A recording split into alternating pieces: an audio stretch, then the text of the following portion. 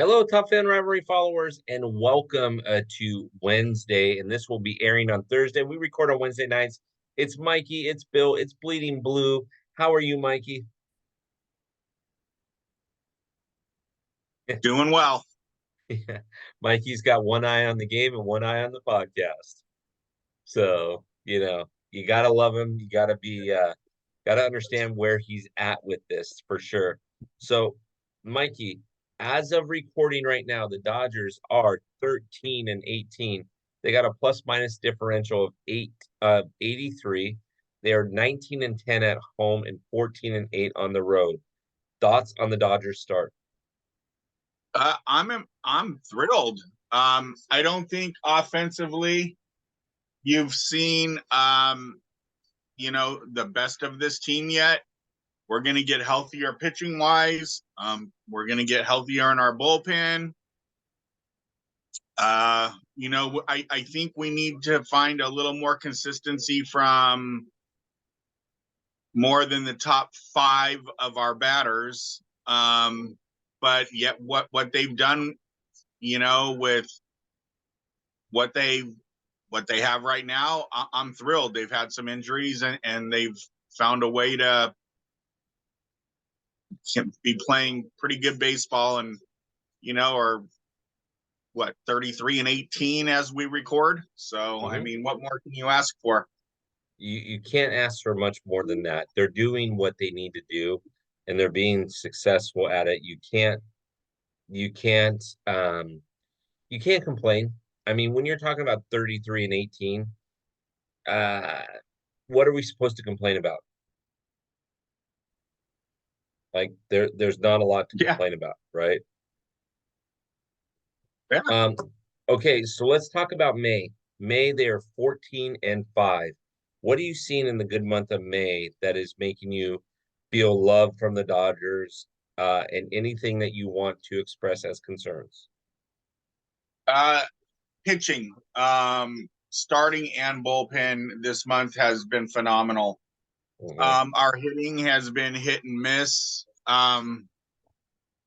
But pitching has been very strong and has kept us in games to win some lower scoring games. So I'm thrilled with the pitching.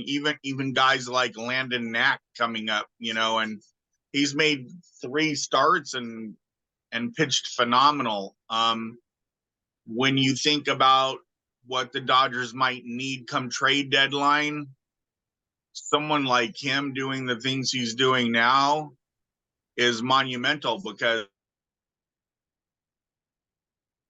the better bargaining power the Dodgers have to trade somebody like him, or somebody else that's on the starting staff that you might want to deal because Landon Knack's doing so good. You want to put him in the rotation, um, but our younger guys doing well for trade value and things like that. I think is big come trade deadline and such. I agree. I like where the Dodgers are at from a pitching perspective. They've done a really, really good job in that area. It's a little frustrating. I'm not gonna lie to you. It's a little frustrating to see some of the pitch counts get a little higher, but I like what the Dodgers are doing. They're doing very good things on the bump. That's for sure. I'm you know, I'm not gonna complain, right? No, uh, no reason to. So, so let me ask you this. Let me ask you this. The offensive production. I'm going to read you some statistics and you tell me about the offensive production. Okay. Hits, Otani 70, Betts 65, Freddie Freeman 54. Home runs, Otani 13, Teoscar Hernandez 11. Stolen bases, Otani 13, Betts 9. There seems to be a common denominator there with Those name two are on that. just battling for MVP, aren't they? Yeah. So talk to me a little bit about what you see on the offensive side. It's top heavy. I mean, uh, You can say Mookie,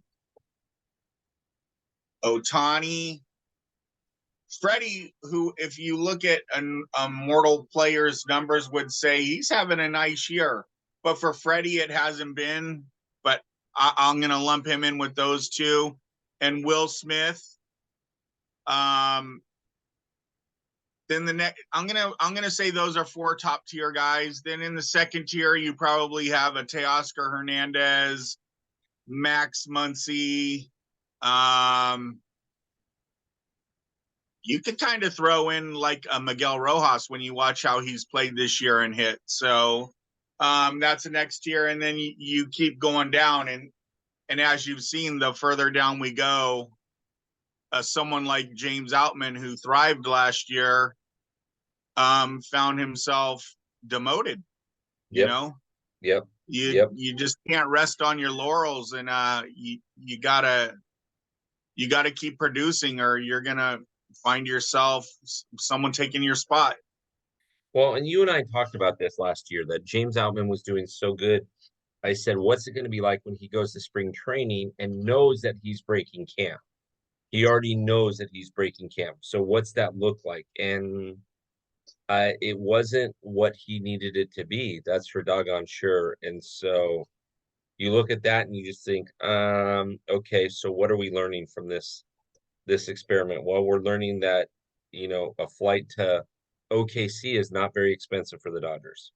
Yeah. Well, I know for a fact that it wasn't complacency that got James Outman. It was adjustments other teams and pitchers made to him, and now he has to go down and fix those holes. The 100%. guy is a hard nosed player. I'm rooting for James Outman to make it back. So I know he didn't get sent down because he ever got overconfident and full of himself and, didn't come in ready. So 1,000%. yeah. 1,000%. I'm not going to say that James Outman is sucking wind because he got overconfident or anything of that nature. I'm going to say that James Outman just, they learned how to adjust to him, and they adjusted to him very, very well, right? Yep. Um, but what's the common denominator here, Mikey? I'm going to read this to you again. What's the Okay. common denominator? You ready? Yes. Hits. Shohei Otani, 70. Mookie Betts, 65. Freddie Freeman, 54. Home runs, Shohei Otani, 13. Teoscar Hernandez, 11. Stolen bases, Shohei Otani, 13. Stolen bases, 9. What's the common denominator Shohei Otani. there? Yeah. Now, you and I both know he's not pitching. And so we're looking at it and thinking, okay, we're paying an awful lot of money for DH, but he's producing. Like he is at a position or he's at a spot in his career right now or this season where he could easily have 200 hits.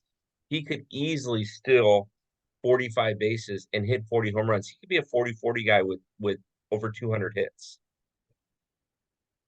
That's pretty awesome. He's that kind of talent, and it's been known for a little while. What baseball reference wise, what are his stolen bases throughout the last few years? Okay, I'll pull it up for you right now. That is a very, very good Because I question. don't know if he's ever really committed 100% to say I want to be a 50 steal guy. So the most that he's ever gotten was in 2021.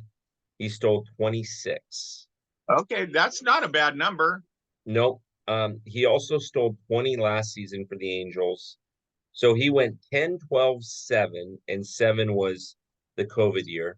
10, 12, 7, 26, 11, 20, and now 13. Yeah, But he's making a conscious effort. yeah, 13, the Dodgers have played, Still they're, 30 this year, I think. they're playing game number 52, right? And so 13 and 52 games, if you times that out by 3, right? Just assuming that he stays on this same pace, you're looking at 39 stolen bases. So he could Yeah, be a 40 guy. Yeah. He very much could. He's got 750. Oh, actually, he got his 751st hit today. So there's a shot that by the end of next season that he'll have over 1,000, which will put him at age 30. So Yeah. can he, if he stays healthy, the biggest season that he's had is 160, and that was in 2022. Yeah. I expect him to I don't know about 160. I mean, he's what has he sat out one game thus far this year? Three. Three? I Yeah, mean, this is game 52. He's no, he sat out two. I'm sorry.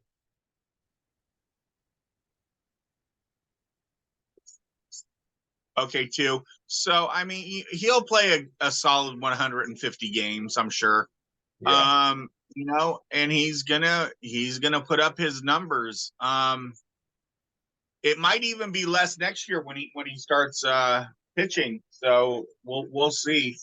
I would still say I would much rather have his offense than his pitching.